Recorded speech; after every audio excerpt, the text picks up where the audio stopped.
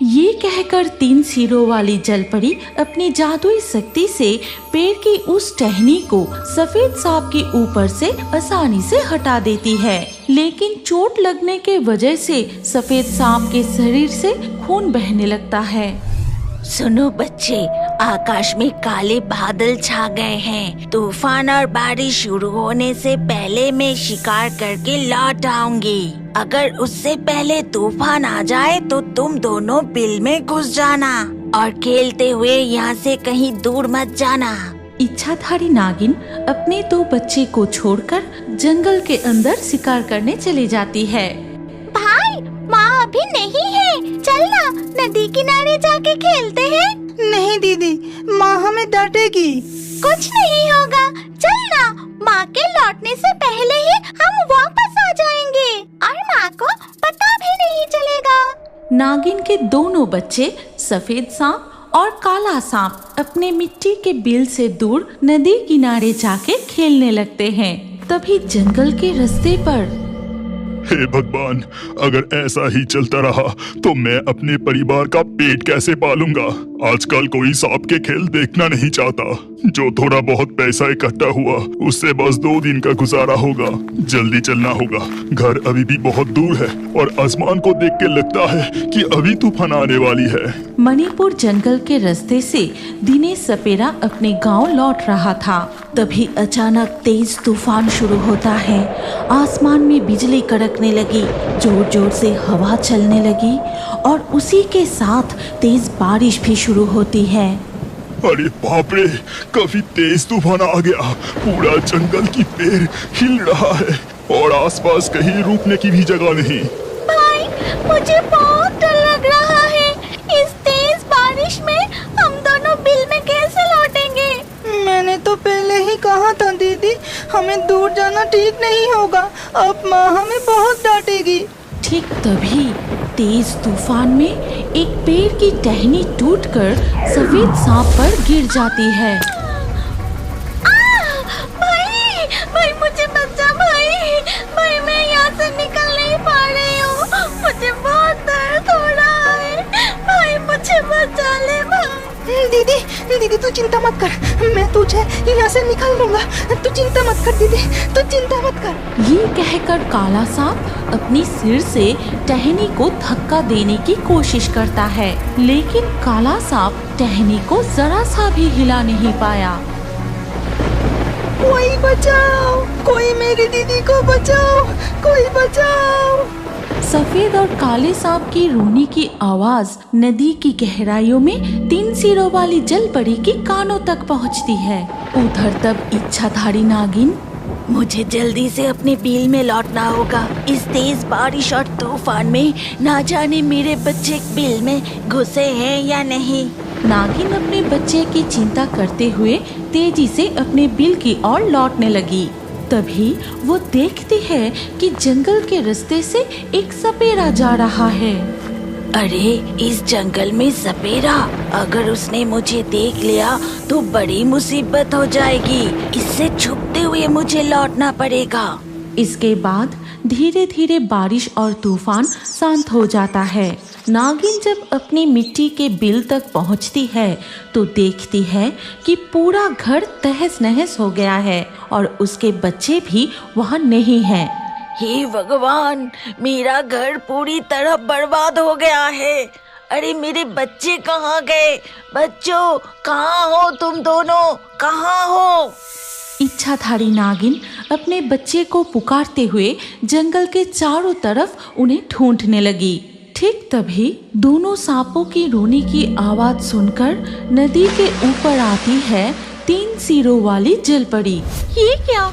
ये सांप तो टहनी के नीचे फंसा हुआ है। तुम दोनों कौन हो? कहाँ से आए? मुझे बचा लो, मुझे बचा लो, मुझे बहुत दर्द हो रहा है, बचा लो। 3 सिरों वाली जलपरी, मेरी दीदी को बचा लो। उसके ऊपर से ये टहनी हटा दो। ठीक है, अभी मैं अपनी जादुई शक्तियों से इस टहनी को हटा देती हूँ। ये कहकर 3 सिरों वाली जलपरी अपनी जादुई शक्ति से पेड़ की उस टहनी को सफेद सांप के ऊपर से आसानी से हटा देती है, लेकिन चोट लगने के वजह से सफेद सांप के शरीर से खून बहने लगता है। भाई, मैं चल नहीं पा रही हूँ, मुझे बहुत दर्द हो रहा है। 3 सिरों वाली जलपरी, कृपया हमें घर पहुंचा दीजिए। मेरी दीदी अब चल नहीं पा रही। मैं पानी से बाहर जमीन पर नहीं आ सकती, नहीं तो मैं खुद तुम्हें घर पहुंचा देती। लेकिन तुम दोनों चिंता मत करो, मैं कुछ उपाय करती हूँ। तभी 3 सिरों वाली जलपरी देखती है कि रास्ते से एक आदमी गुजर रहा है। भैया, ओ भैया, जरा इधर तो आओ। हे भगवान, ये मैं क्या देख रहा हूँ? नदी में तो 3 सिरों वाली जलपरी है और वो मुझे बुला रही है। हम बहुत मुसीबत में हैं, हमारी मदद कीजिए। वो जलपरी कह रही है कि वो मुसीबत में है। चलो जाके देखते हैं। दिनेश सपेरा जलपरी के पास जाता है और कहता है, जलपरी, कहिए आपको कैसी मदद की जरूरत है? उधर देखो, इस सफेद सांप के ऊपर तूफान में पेड़ की टहनी गिर गई थी, जिससे ये घायल हो गया। अब ये चल नहीं सकता। तुम इसे और इसके भाई को इनके घर पहुंचा दोगे? बस इतनी सी बात, आप निश्चिंत रहिए, मैं अभी उन्हें उनके बिल तक पहुंचा देता हूँ। ये कहकर दिनेश सपेरा दोनों सांपों को लेकर उनके बिल की तरफ जाता है, लेकिन वहाँ पहुँचने पर देखता है कि उनके मिट्टी का घर बर्बाद हो चुका है और नागिन माँ भी वहाँ नहीं है। अब मैं क्या करूँ? सफेद सांप, काला सांप, ये देखो तुम्हारा घर टूट गया है और तुम्हारी माँ भी यहाँ नहीं है। उधर इच्छाधारी नागिन अपने बच्चों को ढूंढते हुए नदी के किनारे तक पहुंच जाती है और वहां देखती है खून के निशान, और खून की गंध से नागिन समझ जाती है कि ये किसकी खून है। अरे मेरे बच्चे, तुम्हारे साथ ये क्या हो गया? किसने किया ऐसा? मैं उसे नहीं छोड़ूंगी, कभी नहीं। इच्छाधारी नागिन के रोने की आवाज सुनकर वो जलपरी पानी के ऊपर आती है और वो नागिन को पूरी घटना बताती है। मेरे कहने पर वो इंसान तुम्हारे बच्चों को तुम्हारे बिल पर छोड़ने के लिए गया है।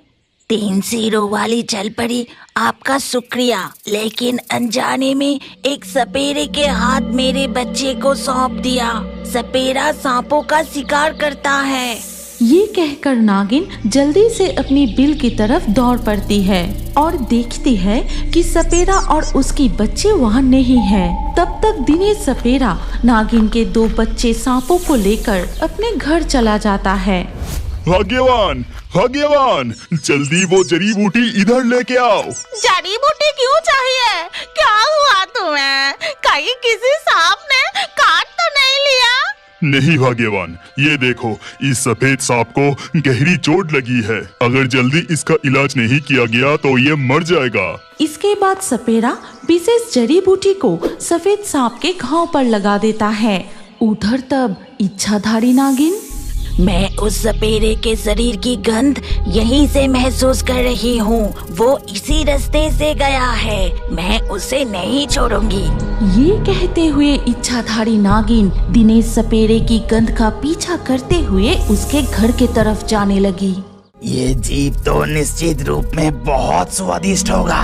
मैं अभी जाकर इसे डांस के मार देता हूँ, फिर हम सब मिलकर इसे मजे से खाएंगे। ये कहते हुए किंग कोबरा जैसे ही मणिमाला को डसने की कोशिश करता है, नील सागर की गहराइयों में मत्स्य कन्या नीनी समुद्री प्रवालों के साथ खेल रही थी। तभी अचानक एक खतरनाक जहरीले सांप पीछे से आकर नीनी के हाथ पर डस लेता है। ये मेरे हाथ पर क्या काट लिया? बाप रे, मेरा हाथ तो जलने लगा है। अरे ये तो एक भयानक जहरीला सांप है। नहीं, मुझे तुरंत माँ को सब कुछ बताना होगा। इसके बाद मत्स्य कन्या नीनी मत्स्य रानी मणिमाला के पास जाकर सब कुछ बताती है। मणिमाला देखती है कि धीरे धीरे नीनी के पूरे हाथ में जहर फैल रहा है। अरे ये तो किसी जहरीला सांप ने काटा है और इसका जहर धीरे धीरे तेरे पूरे शरीर में फैल रहा है और देर करना सही नहीं होगा। हमें तुरंत जल देवता के पास जाना चाहिए। वो जरूर इस जहर को निकालने का कोई न कोई उपाय बता देंगे। ये कहते हुए मणिमाला नीनी को लेकर जल देवता के पास जाती है और उन्हें सारी घटना बताती है। इसके बाद जल देवता सांप के डंक का निरीक्षण करते हुए कहते हैं, ये तो कोई साधारण जहर नहीं लगता। ये एक भयानक प्रजाति का जहरीला सांप ने काटा है जो हमारा जल राज्य का नहीं है। इस जहर का दवा हमारा जल राज्य में किसी के पास नहीं है। जल देवता आप ये क्या कह रहे हैं? अब हम क्या करें? मुझे माफ कर दो मणिमाला, इस जहर को उतारने का कोई उपाय मेरे पास भी नहीं है। मैं केवल तुम्हें इतना बता सकता हूँ कि इस जहर को अगर जल्दी निकाला नहीं गया तो तुम नीनी को नहीं बचा पाओगी। ये सुनकर मणिमाला जलपरी बहुत रोने लगती है और वहाँ से चली जाती है। धीरे धीरे जहर नीनी के पूरे शरीर में फैलने लगता है। रास्ते में उनकी मुलाकात इलेक्ट्रिक रे मछली के साथ होती है। तब इलेक्ट्रिक रे, क्या हुआ मत्स्य रानी मणिमाला, तुम इस तरह रोते रोते कहाँ जा रही हो? देखो ना, इलेक्ट्रिक रे मछली मेरी बेटी नीनी को एक जहरीला सांप ने काट लिया है। धीरे धीरे उसकी हालत बिगड़ती जा रही है। अच्छा, क्या तुम अपनी बिजली से उसके घाव को जलाकर उसे ठीक कर सकते हो? तब इलेक्ट्रिक रे मछली नीनी के हथेली पर जहरीली डंक की निशानी देखते हुए कहती है, हे भगवान, ये तो बहुत जहरीला सांप ने काटा है। इस सांप के डसने से जल राज्य के कई जीव मर चुके हैं। सिर्फ मैं ही नहीं जलपरी मणिमाला, इस जल राज्य में ऐसा कोई भी नहीं है जो इस जहर को उतर सकता है। अगर ये जहर ज्यादा देर तक नीनी के शरीर में रहेगा तो नीनी, तो अब क्या होगा? जलपरी मणिमाला, तुम मेरे साथ जादूगरनी के पास चलो। वो नीनी के शरीर से ये जहर नहीं भी उतर सकती तो फिर भी तुम्हें इसका कोई न कोई उपाय बता देगी। फिर वो सभी मिलकर जादूगरनी के पास जाते हैं और उसे सारी घटना बताते हैं। इस जहर को उतारने का केवल एक ही उपाय है। अब मैं क्या करूं? अब मुझे बताइए, मैं अपनी बेटी को बचाने के लिए सब कुछ कर सकती हूँ। इस जहर को केवल एक इच्छाधारी नागिन ही उतर सकती है और वो नागिन स्थल भाग के एक दुर्गम गुफा में रहती है, लेकिन मुझे उसका ठिकाना नहीं पता। तो अब मैं उस इच्छाधारी नागिन तक कैसे पहुंच पाऊंगी? तुम चिंता मत करो मणिमाला, तुम जादुई मोती की मदद से मानव रूप धारण करके स्थल भाग पर जाओ। वहाँ तुम्हें कोई ना कोई रास्ता जरूर मिल जाएगी। जादूगरनी की कहे अनुसार मणिमाला नीनी को लेकर वहाँ से चली जाती है और जादुई मोती की मदद से मानव रूप धारण करके स्थल भूमि की ओर चल पड़ते हैं। कई कठिन रास्ते पार करने के बाद भी उन्हें कोई ठिकाना नहीं मिलता। अंत में थककर वो एक पेड़ के नीचे बैठ जाते हैं। मुझसे अब और सहन नहीं हो रही है, मुझे बहुत दर्द हो रहा है। ये कहते ही नीनी बेहोश हो जाती है। अरे मेरे बच्चे, क्या हुआ तुझे? आंखें खोल बेटी, कोई है? आसपास कोई है? मेरी मदद करो, नहीं तो मैं अपनी बेटी को नहीं बचा पाऊंगी। तभी उसी रास्ते से टूनी चिड़िया उड़ते हुए जा रही थी और मणिमाला के पास आके टूनी कहती है, मत्स्य रानी मणिमाला, तुम्हें क्या हुआ है? तुम यहाँ बैठकर ऐसे क्यों रो रही हो? और नीनी, उसे क्या हुई और उसकी शरीर नीले क्यों पड़ गई? तब मणिमाला टूनी चिड़िया को सारी बातें बताती है। फिर टूनी चिड़िया, तुम जल्दी से मेरे साथ प्रकृति देवी के पास चलो, वो जरूर तुम्हें इच्छाधारी नागिन की पता बता देगी। फिर मणिमाला नीनी को उठाकर टूनी चिड़िया के साथ प्रकृति देवी के पास जाती है। सब कुछ सुनने के बाद प्रकृति देवी कहती है, लेकिन मणिमाला, वो इच्छाधारी नागिन एक दुर्गम गुफा में रहती है और उस गुफा तक पहुंचना इतना आसान नहीं है। एक विशाल जंगल पार करने के बाद एक तेज नदी को पार करके ही तुम वहां पहुंच पाओगी। आज तक कोई भी उस गुफा के सामने तक नहीं पहुंच पाया है। प्रकृति देवी, मुझे उस गुफा तक पहुंचना ही होगा। मेरी बेटी की जिंदगी की कीमत उससे कई गुना ज्यादा है। ठीक है मणिमाला, तो तुम उत्तर दिशा की ओर जाओ। फिर कुछ दूर तक चलने के बाद एक नदी मिलेगी और उस नदी को पार करते ही तुम इच्छाधारी नागिन की गुफा तक पहुंच जाओगी और मेरे आशीर्वाद हमेशा तुम्हारे साथ है। फिर प्रकृति देवी के कहे अनुसार मणिमाला चल पड़ती है। यात्रा के दौरान उसे कई खतरों का सामना करना पड़ता है, लेकिन प्रकृति देवी के आशीर्वाद से वो सभी मुश्किलों को पार करते हुए आखिरकार नदी तक पहुंच जाती है। इसके बाद अपने जादुई मोती की मदद से फिर से जलपरी का रूप धारण कर नदी पार करने लगती है। फिर नदी पार करके पानी से सिर उठाते ही वो एक गुफा के सामने पहुंचती है। वो देखो, सामने एक गुफा दिख रहा है। जरूर वो इच्छाधारी नागिन की ही गुफा होगी। फिर से मणिमाला मानव रूप धारण करके नीनी को लेकर गुफा के सामने जाती है और कहती है, नागिनी, नागिनी, कृपया बाहर आइए, मुझे आपकी बहुत जरूरत है। मणिमाला की आवाज सुनकर इच्छाधारी नागिन अपने कुछ चेले के साथ बाहर आती है। कौन है तू? तुझ में इतनी हिम्मत कि तू मेरी गुफा के सामने आ गई। आज से पहले कोई भी मेरी गुफा तक आ नहीं पाए। मुझे आपकी बहुत जरूरत है। मेरी बेटी के शरीर से सारा जहर निकलकर उसे ठीक कर दीजिए। कौन है तू? अपनी असली पहचान बता। कोई आम इंसान तो इस नदी को पार करके मेरी गुफा तक नहीं आ सकता। तुरंत अपने असली रूप में आ जा। नागिन की बात सुनकर मणिमाला अपना असली जलपरी का रूप धारण करती है और नीनी को भी मत्स्य कन्या के रूप में ले आती है।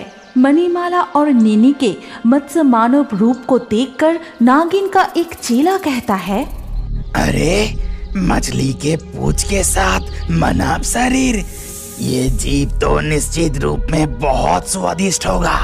मैं अभी जाकर इसे डांस के मार देता हूँ, फिर हम सब मिलकर इसे मजे से खाएंगे। ये कहते हुए किंग कोबरा जैसे ही मणिमाला को डसने की कोशिश करता है। किंग कोबरा, मेरी अनुमति के बिना तेरी हिम्मत कैसे हुई उसे डसने की? तुरंत यहाँ से निकल जा। किंग कोबरा वहीं रुक जाता है। तब नागिन मणिमाला से कहती है, समझ गई, तू नील सागर की गहराइयों से आई है। यहाँ स्थल भूमि पर मेरी दुर्लभ नागमणि छिपाते छिपाते मैं थक चुकी हूँ। इसीलिए मैंने एक सुरक्षित विशाल राज्य बनाने के लिए नील सागर के जल राज्य में कुछ जहरीले सांप सैनिकों को भेजा था। उन्हीं में से किसी ने गलती से तेरी बेटी को डस लिया होगा। मैं तेरी बेटी का जीवन वापस दे सकती हूँ, लेकिन एक शर्त पर। क्या शर्त है नागिनी? आप बताइए, मैं आपकी हर शर्त मानने के लिए तैयार हूँ। मेरे सैनिक नील सागर के जल राज्य में राज्य बनाने में सफल नहीं हो पा रहे हैं। स्थल भाग के जीव होकर जल राज्य में उनकी शक्ति कम हो जाती है। नील सागर के उत्तर दिशा का विशाल जल भाग खाली पड़ा है। मैं चाहती हूँ कि वहाँ मेरे लिए एक राज्य बनाया जाए।